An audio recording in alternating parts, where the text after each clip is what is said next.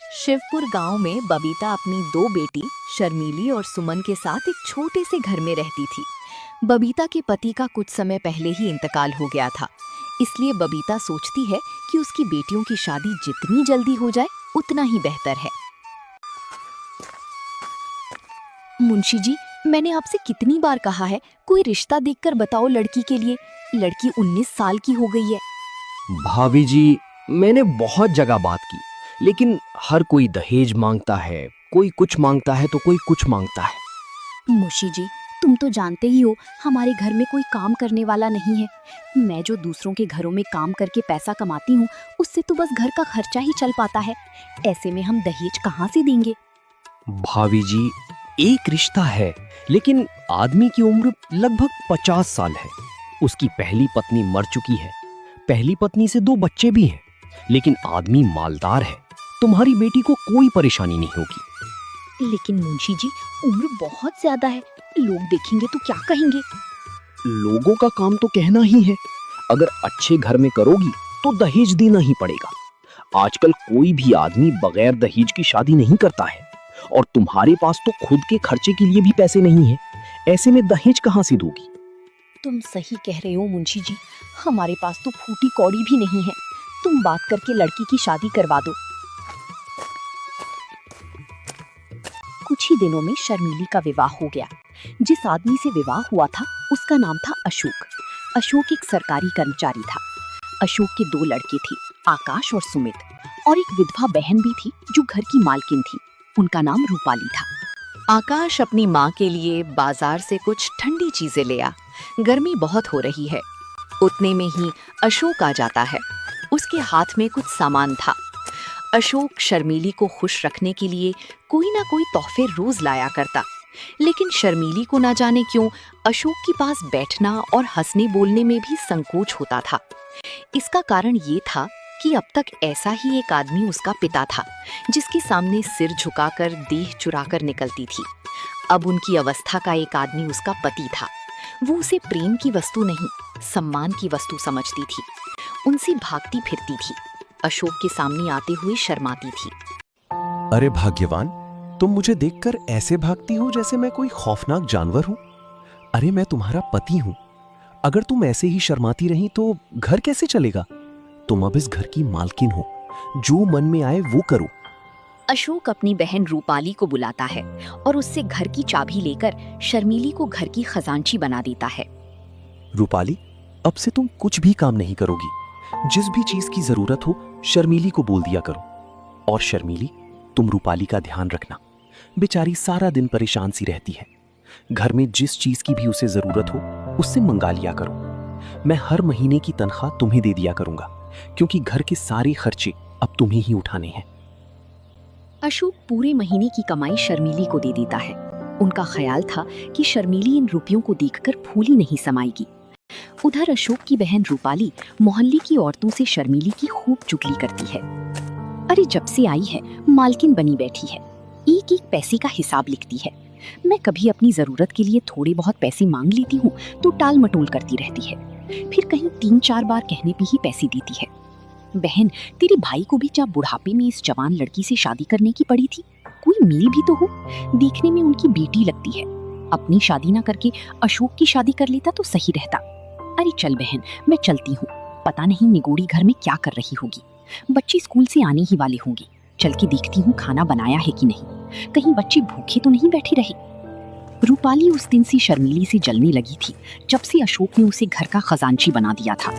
रूपाली हर वक्त शर्मीली को अच्छी बुरी सुनाती थी और उस पर नई नई आरोप लगाती थी। एक दिन शर्मीली छत पर किसी काम के लिए जाती है तो रूपाली कहती है, अरे ना लाज है ना शर्म, निगोड़ी ने हया भून खाई है। अब क्या कुछ दिनों में बाजार में नाचेगी? लोग देखेंगे तो क्या कहेंगे कि कल परसों की बहू छत पर चढ़ी डोल रही है। अरे अपने घर को सीखा था या नहीं? दीदी, मैं कपड़े लेने गई थी। आंधी बहुत तेज आ रही थी, कपड़े कहीं उड़ ना जाएं, इसलिए मैं चली गई थी। अरे मुझे बुला लेती, मैं क्या मर गई थी? लेकिन तू मुझे क्यों बुलाएगी? तुझे तो दूसरों से नैन लड़ाने हैं। घर का सारा काम यूं ही पड़ा है। बच्चे स्कूल से आने ही वाले होंगे, उनके लिए खाना पकाया है कि नहीं? सुबह से कपड़े ही धो रही थी, बस अभी फारिग हुई हूँ, अब खाना ही बनाने जा रही थी। अरे है, घर का सारा काम यूं ही पड़ा है। बच्चे स्कूल से आने ही वाले होंगे, उनके लिए खाना पकाया है कि नहीं? सुबह से कपड़े ही धो रही थी, बस अभी फारिग हुई हूँ, अब खाना ही बनाने जा रही थी। अरे 2 जोड़ी कपड़े धोने में सुबह से दोपहर कर देती है। किसी बात की कोई फिक्र ही नहीं है, ना बच्चों की फिक्र है ना अशोक की। खुद तो पूरे दिन खाती ही रहती है और बच्चों को भूखा रखती है। आज उनकी माँ होती तो कितने प्यार से रखती उन्हें। बेचारे की जिंदगी खराब हो गई। पहले पैसे मेरे हाथ में रहते थे तो बच्चों को थोड़ी बहुत पैसे दे दिया करती थी, लेकिन जब से अशोक ने पैसे तुझे देना शुरू किए हैं तब से तूने बच्चों को 1 रुपए भी नहीं दिए हैं। बिना माँ के बच्चों को कौन पूछे। पहले 1 रुपए की मिठाइयाँ खा जाते थे, अब देहली देहली को तरसते हैं। शर्मीली बिना कुछ कहे रूपाली की सारी बातें सुनती रहती है। बेचारी कभी उल्टा जवाब नहीं देती। एक कमरे में जाकर खूब रोती और अपने नसीब को कोसती, लेकिन रूपाली को शर्मीली पर बिल्कुल तरस नहीं आता। वो छिप छिप कर उसकी बातें सुना करती। शर्मीली रूपाली को देखकर कांपती रहती थी। एक दिन शर्मीली ने अपने पति से कहा, आप जरा जीजी को समझा दीजिए, क्यों मेरे पीछे पड़ी रहती हैं? तुम्हें कुछ कहा है क्या? रोज ही कहती हैं, बात मुंह से निकालना मुश्किल है। अगर उन्हें इस बात की जलन हो कि ये मालकिन क्यों नहीं बनी है, तो आप उन्हीं को रुपए पैसे दीजिए, मुझे नहीं चाहिए। यही मालकिन बनी रहे। मैं तो केवल इतना ही चाहती हूँ कि कोई मुझे ताने न दिया करे। ये कहते कहते शर्मीली की आंखों से आंसू बहने लगे। अशोक को अपना प्रेम दिखाने का ये बहुत ही अच्छा मौका मिला। मैं आज ही उनकी खबर लूंगा, साफ कह दूंगा, मुंह बंद करके रहना है तो रहो, नहीं तो अपनी रह लो। इस घर की मालकिन वो नहीं है, तुम हो। वो केवल तुम्हारी सहायता के लिए। अगर सहायता करने के बदले तुम्हें परेशान करती है तो उनके यहां रहने की कोई जरूरत नहीं है। अरे मैंने सोचा था कि विधवा है, अनाथ है, पांव भर आटा खाएगी, पड़ी रहेगी। जब और नौकर चाकर खा रहे हैं तो वो तो अपनी बहन ही है। लड़कों की देखभाल के लिए एक औरत की जरूरत भी थी तो रख लिया, लेकिन इसका मतलब ये नहीं है कि वो तुम्हारे ऊपर राज करे। लड़कों को सिखा देती है कि जाकर माँ से पैसे मांगे, लड़के आकर मेरी जान खाते हैं। घड़ी भर लेटना मुश्किल हो जाता है, डांटूं तो वो आंखें लाल पीली करके दौड़ती हैं। मुझे समझती है कि लड़कों को देखकर जलती हैं। ईश्वर जानते होंगे कि मैं बच्चों को कितना प्यार करती हूँ। आखिर मेरे ही तो बच्चे हैं, मुझे उनसे जलन क्यों होने लगी? तुम्हें जो लड़का परेशान करे उसे पीट दिया करो। मैं भी देखता हूँ कि कौन आंखें लाल पीली करता है। अशोक को तो मैं बोर्डिंग हाउस में भेज दूंगा, बाकी सुमित को आज ही ठीक किए देता हूँ। अशोक ने रूपाली को बुलाया और उससे कहा, तुम्हें इस घर में रहना है या नहीं? अगर रहना है तो शांत होकर रहो, ये नहीं कि दूसरों का रहना मुश्किल कर दो। तुम्हें किसी चीज की कोई कमी है तो मुझे बताओ। शर्मीली को उल्टा सीधा क्यों सुनाती हो? रूपाली समझ गई कि बहू ने सारी बात अशोक को बता दी है, लेकिन रूपाली दबने वाली औरत नहीं थी। वो बोली, अरे क्या हुआ जो तुम इतने आपे से बाहर हो रहे हो? निकल गई सारी बुद्धिमानी। कल की लौंडिया चोटी पकड़कर नचाने लगी। कुछ पूछना ना ताचना, बस उसने तार खींचा और तुम काट के सिपाही की तरह तलवार निकाल कर खड़ी हो गई। तुम हमेशा शर्मीली को परेशान करती रहती हो, उसमें कमियां निकालती रहती हो, बात बात पर ताने देती हो। अगर कुछ सीख देनी है तो उसे प्यार से मीठे शब्दों में देनी चाहिए। तानों से सीख मिलने के बदले उल्टा और जी जलने लगता है इंसान का। तुम्हारी यही मर्जी है ना, किसी बात में ना बोलूं, यही सही। लेकिन फिर ये ना कहना कि तुम घर में बैठी थी, क्यों नहीं सलाह दी? जब मेरी बातें जहर लगती हैं तो मुझे क्या कुत्ती ने काटा है जो मैं बोलूं? मेरी सी क्या। इतने में आकाश और सुमित स्कूल से आ गए। आते ही दोनों बुआ जी के पास जाकर खाने को मांगने लगे। जाकर अपनी नई अम्मा से क्यों नहीं मांगते? मुझे बोलने का हुक्म नहीं है। आज से मुझसे कुछ नहीं मांगना, जो लेना है अपनी नई अम्मा से लेना। अशोक दोनों बच्चों को धमकाते हुए कहता है, अगर तुम दोनों ने अपनी माँ को परेशान किया तो दोनों की टांगे तोड़ दूंगा। अरे सारा दिन यहाँ से वहां फिरते रहते हो, थोड़ा बहुत पढ़ भी लिया करो। अगर मैंने दोबारा सुना कि तुम दोनों ने अपनी माँ को परेशान किया है तो तुम्हें बाहर भेज दूंगा पढ़ने के लिए। उनको तो आप कुछ नहीं कहते, हम ही को धमकाते रहते हो। कभी भी पैसे वैसे नहीं देते, हम स्कूल यूं ही चले जाते हैं। सब बच्चों के पास स्कूल में पैसे होते हैं और हम बिल्कुल खाली जाते हैं। अब वो कहती है अगर मुझसे कुछ मांगोगे, परेशान करोगी तो कान काट दूंगी। अभी से झूठ बोलने लगे हो। झूठ की भी हद होती है। मैं तुम्हें कितने प्यार से रखती हूँ कि कोई बुराई न दे। सौतेली माँ बच्चों को परेशान करती है। मैं तो खुद नहीं खाती, लेकिन तुम दोनों को दे देती हो। इतना सुनना था कि अशोक ने सुमित की दोनों कान पकड़कर उठा दिया। लड़का जोर से चीख मारकर रोने लगा। रूपाली ने दौड़कर बच्चों को आकाश के हाथ से छुड़ा लिया और बोली, अरे बस रहने भी दो, बच्चे को क्या मार डालोगे? हाय हाय हाय, कान लाल हो गया। सच कहा है, नई बीवी पाकर आदमी अंधा हो जाता है। अभी से ये हाल है तो आगे इस घर का खुदा ही मालिक है। शर्मिली से बच्चे के कान का दर्द देखा न गया। वो छुड़ाने को दौड़ी थी, लेकिन रूपाली पहले ही पहुंच गई थी। पहले आग लगा दी, अब बुझाने दौड़ी हो। जब अपने लड़के होंगे तब अब आंखें खुलेंगी। पराई औलाद का दर्द क्या जानूं? मुझसे इन बच्चों का दर्द देखा नहीं जाता, वरना इस घर से कब की चली जाती। खड़े तो हैं, पूछ लो ना, मैंने क्या आग लगा दी? मैंने इतना ही कहा था कि लड़के मुझसे पैसे बार बार मांगते हैं। इसके सिवाय जो मेरे मुंह से निकला हो तो मेरी आंखें फूट जाएं। मैं खुद इन दोनों की शरारत देखता हूँ, अंधा थोड़ी ना हूं मैं। अरे दोनों जिद्दी और मुंहजोर हो गए हैं। आकाश को तो मैं आज ही हॉस्टल में भेज देता हूँ। प्रिंसिपल से मेरी बात हो गई है, इसका सारा सामान पैक कर दो। अरे अब तक तुम्हें इनकी कोई शरारत न सूझी थी, आज आंखें क्यों इतनी तेजी से खुल गई? बच्चा हॉस्टल में अकेला कैसे रहेगा? अगर इसकी माँ होती तो ऐसा कभी ना होने देती। तुम्हारी ही ने इन्हें बिगाड़ के रखा है। ना मैं तुम्हें घर की मालकिन बनाता, ना ये बिगड़ते। अरे मैं तो ही विष की गांठ हूँ, मेरे ही कारण तुम्हारा घर चौपट हो रहा है। लो मैं जाती हूँ, तुम्हारे लड़के हैं, मारो चाहे काटो, ना बोलूंगी। ये कहकर रूपाली वहां से चली जाती है। शर्मीली बच्चे को रोता देखकर परेशान हो उठी। वो सुमित को अपने कमरे में लाकर उसे चुप कराने लगी, लेकिन बालक और जोर जोर से रोने लगा। अशोक को लगा अब शर्मीली मुझसे खूब हंसी मजाक किया करेगी, लेकिन उसकी आशा पूरी नहीं हुई।